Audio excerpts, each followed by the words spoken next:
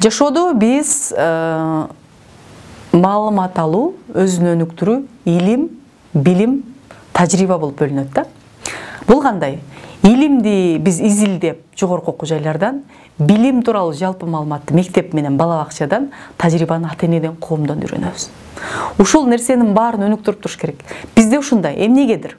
Bir диплом алсак, bir кесиптин ээси болсок болду, биз бийиктигибизге чыктык деп эсептейбиз да. Мен эсимде 2016-жылы мен жер үйгө чыгып калып, кантип азыраак күч жумшап, азыраак каражат жумшап, узагыраак үй таза туруш керек деп бир санитаркадан сабак алганмын 3 күн. Билим алуунун түрү чексиз. Эгерде сен күйөөң менен тил табыша албай калсаң, психологдон оку.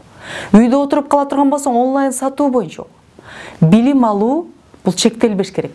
Эгерде биз денибиз, тегибиз кыргыз, коомчулукта жашообуз кыргыз, бирок динибиз мусулман болуп жаткан болсо, анда диний маалыматтарды сөзсүз алып, устазалардан барып, кандайдыр бир таалимдерден сабак алсаң, бул да маалымат алуу болуп эсептелет. Балдардан кээде тапшырмасын кошуп аткарып жатып, ушундай бекен деп кандайдыр тексттерди окуйбуз. Көркөм чыгармадан алабыз. Ошон үчүн билим алуу тынымсыз, ташты кемиргендей жана өмүрдүн аягына чейин болуш керек. Ошон үчүн орустарда век живи, век учус, кылым жашасаң, кылым оку деген макал бар.